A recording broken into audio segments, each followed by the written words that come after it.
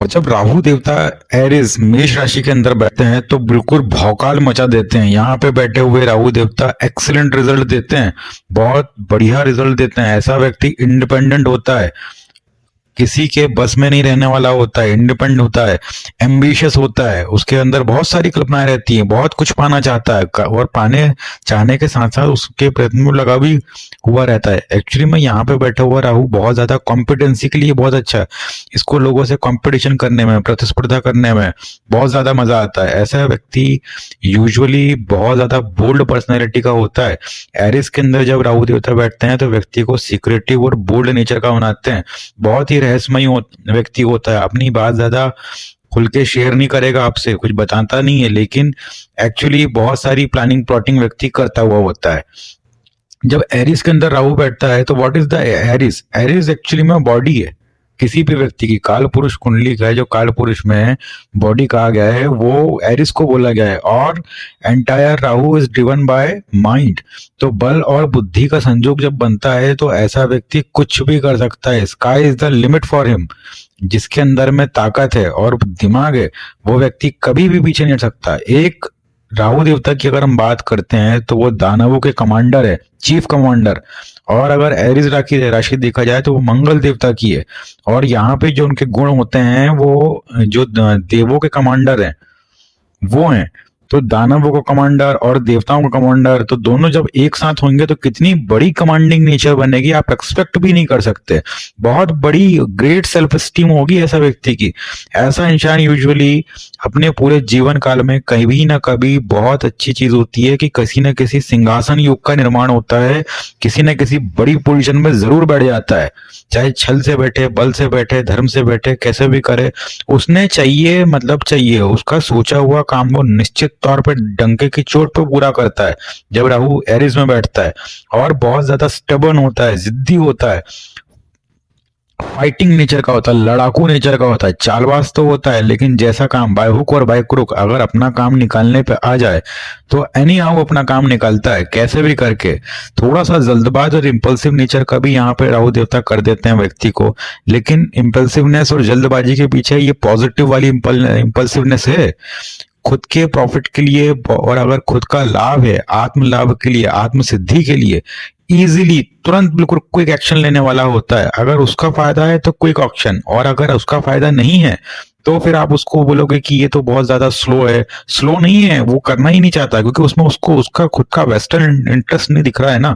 जब तक के यहाँ पे बैठे हुए राहु को खुद का प्रॉफिट नहीं, अगर ऐसा कोई व्यक्ति आपके सामने भी है ना और अगर आपको उसको अपने ट्रैप में लेना है, अगर आपको उससे अपनी कोई बात करवानी है तो बात करते समय आप उसको उसका कुछ फायदा दिखाइए, तब जाके आदमी इंसान एक्टिवेट होगा आपके काम के लिए। अदरवाइज आपको लगेगा कि ये बहुत ज्यादा लेजी है। लेजी नहीं है, उसे खुद का प्रॉफिट नहीं दिख रहा ना, इसलिए वो लेजी है। जब खुद का प्रॉफिट दिख जाएगा तो जितनी देर में आप सोचोगे उससे ज्यादा जल्दी ये कर जाएगा। तो यहाँ पे इस टाइप की राहु देवता की सिग्निफिकेंस होती है। एक चीज और होती है, जब एरीज में राहु देवता बैठते हैं तो ऐसा व्यक्ति यूजुअली बहुत रिवेंजफुल नेचर का होता है। बदला अगर छेड़ा है तो भैया आपको फिर आप निपटना भी पड़ेगा, छेड़ेगा तो छोड़ोगा नहीं भैया। तो वो वाली जो मानसिकता रहती है कि छेड़ोगे तो छोड़ नहीं जाओगे, उस टाइप की इसकी थॉट प्रोसेस होती है। अगर आपने इसका कुछ भी अहित करा तो ये अपने प्रतिशोध जरूर लेता है और अच्छे से लेता है। अब एरिस के अंदर में भी अब ये जो सिग्निफिकेंस होगा ये तो कॉमन है, जनरल है, लेकिन इसमें भी 3 पार्ट्स हम डेवलप करते हैं और तीनों पार्टों को हम ब्रेक डाउन करते हैं बिकॉज एरिस कंटेन्स 3 नक्षत्र। सो व्हाट इज 3 नक्षत्र? द फर्स्ट वन इज, पहला नक्षत्र है अश्वनी, दूसरा नक्षत्र है भरणी और तीसरा नक्षत्र जो होता है वो होता है कृतिका। तो 3 नक्षत्रों से एक राशि बनती है। 2.25 नक्षत्र होते हैं एक्चुअली में, लेकिन हम 3 कंसिडर करते हैं यहाँ पे। तो 3 नक्षत्रों के अंदर में जब राहु देवता का भ्रमण करते हैं तो जैसे पहला नक्षत्र जो होता है, जब इसमें राहु देवता भ्रमण करते हैं तो व्यक्ति 2 तरीके की पर्सनैलिटी लेता है। एक तो वो भोग में भी रहता है, उसको सारी चीजें चाहिए, मटेरियलिस्टिक सारी, उसे गाड़ी चाहिए, बंगला चाहिए, पैसा चाहिए, पावर चाहिए, जो कि राहु देवता एरीज राशि में मैंने आपको जैसे बताया इंडिपेंडेंट और एम्बिशियस होता है, महत्वाकांक्षी होता है तो खुद के दम पे डेफिनेटली पा जाता है जब यहाँ पे राहु बैठता है तो। लेकिन एट द सेम टाइम ऐसा व्यक्ति कहीं ना कहीं अपनी सभ्यता से कनेक्टेड भी रहता है, अपनी जमीनी सभ्यता, अपनी जड़ जो होती हैं, जो इनके कल्चरल रूट्स होते हैं, उनसे भी कनेक्ट होता है। लेटस से जिस परिवार रहता है, परिवार की मान मर्यादा, परिवार के रीति रिवाज, कल्चर को फॉलो करने वाला होता है। एट द सेम टाइम उसकी चाहत पावर, पैसा, मनी और पोजीशन भी रहती है। तो ये काफी अच्छा समझ में आता है मुझे। तो कुछ इसमें कुछ गलत नहीं लगता है अगर आप एट द सेम टाइम अपने कल्चर को भी लेके चले और पावर, पोजीशन, पैसा भी आप बनाना चाहे, तो दोनों चीज को अगर आप लेके चलते हैं तो उसमें कुछ कुछ गड़बड़ नहीं लगता है, कुछ ऐसा नहीं लगता है कि नहीं करना चाहिए। तो वेल प्लीज मान के चलता हूं मैं whenever Rahu is in Aries राशि और विद इन अश्विनी नक्षत्र। Let us come to the second point, Bharani नक्षत्र। अब भरणी नक्षत्र के अंदर में जब राहु देवता का भ्रमण होता है तो यूजुअली यहाँ पे बहुत ज्यादा राहु देवता की डिजायर्स होती हैं हर चीज को लेके, मटेरियलिस्टिक। अब इस कंडीशन में इन्हें नेम, फेम, सक्सेस, प्रॉपर्टी, पैसा सब कुछ चाहिए और इवन वुमेन्स भी चाहिए, बहुत बड़ा धन चाहिए और साथ में व्हीकल चाहिए, और इस सब चीजों को ये व्यक्ति पा भी लेता है। तो थोड़ा सा इसमें एक लस्ट का कहीं ना कहीं हमें कॉम्बिनेशन समझ में आता है कि कहीं ना कहीं वुमेन्स भी इसके अंदर में इंक्लूड हो जाती हैं। तो व्यक्ति थोड़ा सा जॉली नेचर का हो जाता है, रोमांटिक बोलो आप, जॉली बोलो, सो दोनों ही इसका नेचर हो जाता है। और साथ में इसको फिर जो इनकी राहु देवता की जो बेसिक क्वालिटी है, कहीं बड़ी पोजीशन भी चाहिए।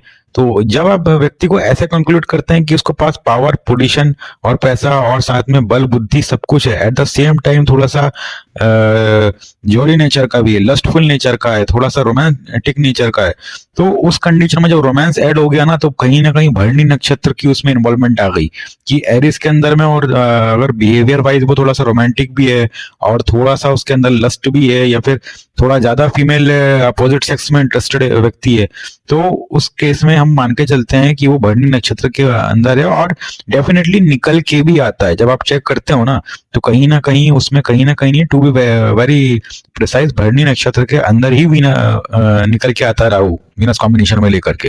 तो ये इसमें एक चीज है। ऐसे इंसान के पास में अक्यूमुलेटेड वेल्थ बहुत बड़ी कंडीशन में होती है और मल्टीपल अफेयर्स में भी ये इन्वॉल्व होता है। तो दोनों ही चीजें यहाँ पे आ रही है, जो कि पहले जो बेसिक कैरेक्टरिस्टिक्स थे राहु देवता के वो तो आ ही रहे हैं यहाँ पे, लेकिन यहाँ पे एडिशनली हमें फीमेल अपोजिट सेक्स, अगर मेल है तो फीमेल का, फीमेल है तो मेल का, अपोजिट सेक्स से ज्यादा इसमें बहुत ज्यादा इंटरेस्ट का होना, और गाड़ी घोड़ा मकान के साथ में बड़ी बड़ी व्हीकल का, लग्जरी व्हीकल का इसकी ख्वाहिश, एम्बिशंस इसकी, और एक्यूमुलेटेड एक बड़ी धन पूंजी व्यक्ति जरूर बनाता है। तो इस टाइप का नेचर यहाँ पे भरणी नक्षत्र के अंदर निकल के आता है। ऑन द सेकेंड हैंड अब हम लास्ट इसमें एक बात करते हैं कृत्तिका नक्षत्र की। जब राहु देवता मेष राशि के अंदर में कृत्तिका नक्षत्र में बैठते हैं तो उस कंडीशन में अब इसे पावर, पोजीशन पहले चाहिए। इसकी बेसिक डिमांड पावर, पोजीशन पहले होगी, और सेकंड मतलब जिस जो पॉलिटिकल, जो लाइफ जीने वाले लोग होते हैं, पॉलिटिक्स में जो लोग होते हैं, पावर, पोजीशन और एक सत्ता, तो वो सब चीजें इसे पहले चाहिए। सत्ता पाने की इच्छा, पावर पाने की इच्छा और पोजीशन लेने की इच्छा, ये सब चीजें इसके अंदर पहले आती है। और जंग करने की, वार करने की, लड़ झगड़ के कैसे भी करके इसे बस पोजीशन चाहिए। एक्चुअली में यहाँ पे जब कृत्तिका नक्षत्र में राहु देवता होते हैं तो व्यक्ति थोड़ा सा एरोगेंस भी शो होता है और ईगोस्टिक भी नेचर का होता है। मतलब चाहिए भी सब कुछ और घमंड, और साथ में एक ईगो जिसको बोलते हैं, तो वो भी ऐसे व्यक्ति के अंदर में होता है व्हेनेवर जब ये ट्रांजिट करते हैं, या फिर जब ये हॉरोस्कोप में कृत्तिका नक्षत्र के वो अंदर होते हैं। तो पावर, पोजीशन, पैसे, सिंहासन, ये तो इनको डेफिनेटली मिलता है। अगर हम उसकी पर्सनालिटी टैरेट्स की बात करते हैं तो इंडिपेंडेंट होते हैं, कंपटीशन लेने में यहाँ पे बिल्कुल नहीं। अच्छा, ये जो कंपटीशन वाला जो मैंने पॉइंट बताया था ना, वो बेसिकली कृत्तिका नक्षत्र के अंदर ज्यादा होता है। जब कृत्तिका नक्षत्र से राहु देवता ट्रैवल करते हैं तो कॉम्पिटेंसी व्यक्ति के अंदर बहुत ज्यादा होती है। व्यक्ति खुद ही बहुत ज्यादा बल बुद्धि से भरा हुआ रहता है और साथ में दूसरों को पीछे करने में बहुत ज्यादा दिमाग लगाता है, और सीक्रेटिव स्ट्रेटेजी बनाना, नई नई रणनीतियां बनाना, तो इस टाइप के इसके बहुत ज्यादा बिहेवियर होते हैं। प्रोफेशंस की अगर हम बात करते हैं तो कोई भी प्रोफेशन यहाँ पे अछूता नहीं रह जाता है। जब एरीज में राहु देवता हो ना तो लीडरशिप की राशि है, कहीं भी आप ले जाकर के इसको स्टैंड अप करवा दो, अपना बेस्ट देने के लिए रेडी है। चाहे आर्मी में ले जा लो, इसको कोर्ट ले जा लो, इस केस में आप केमिकल इंजीनियरिंग कर लो, मैकेनिकल इंजीनियरिंग कर लो, सॉफ्टवेयर इंजीनियरिंग कर लो, सॉफ्टवेयर से संबंधित कोई भी वर्क ले लो, बिजनेस कर लो, सब में चलेगा, सब में फिट होता है जब एरिस के अंदर में होता राहु देवता। बिकॉज यहाँ पे सबसे पहली चीज होती है विल पावर। जब विल पावर मजबूत है ना और जब कुछ कर दिखाने का जज्बा जब व्यक्ति के अंदर में है तो ऐसे इंसान को कोई नहीं रोक सकता। नो बडी कैन स्टॉप, वो जो स्लोगन है ना, तो वो यहाँ पे एप्लीकेबल होता है और डेफिनेटली बंदा बहुत बढ़िया परफॉर्म करता है। बहुत अच्छी आउटस्टैंडिंग प्लेस में यहाँ पे राहु देवता को कंसिडर करता हूँ। और यूजुअली यहाँ पे बैठे राहु देवता एक चीज और देते हैं कि लेटर ऑन लाइफ में कभी बहुत आगे चल के कभी अगर राहु दूषित हो जाते हैं, इसमें कहीं ना कहीं से अगर 6, 8, 12 में या फिर कहीं ऐसे साइन में आ जाते हैं कि यहाँ पे जैसे इसी के साथ में रोगेश भी अगर इंक्लूड जाता है तो ऐसे किसी केस में माइग्रेन और हेडेक की इशू निकल के आ सकती है। तो माइग्रेन, हेडेक और आधा सिर का दुखना, नक्सीर, जुखाम, नजला, इस टाइप के जो इश्यूज होते हैं वो कहीं ना कहीं निकल के आ सकते हैं। मैंने बोला है आ सकते हैं, आते नहीं है 50%, 70%। लेकिन अगर जो भी हॉरोस्कोप का 6th लॉर्ड अगर यहाँ पे साथ में बैठा है या दृष्टि डाल रहा है तो उस केस में ही ये रिजल्ट यहाँ पे आ सकता है। अदरवाइज गुड टू गो, बहुत अच्छा है। Please like, share, subscribe.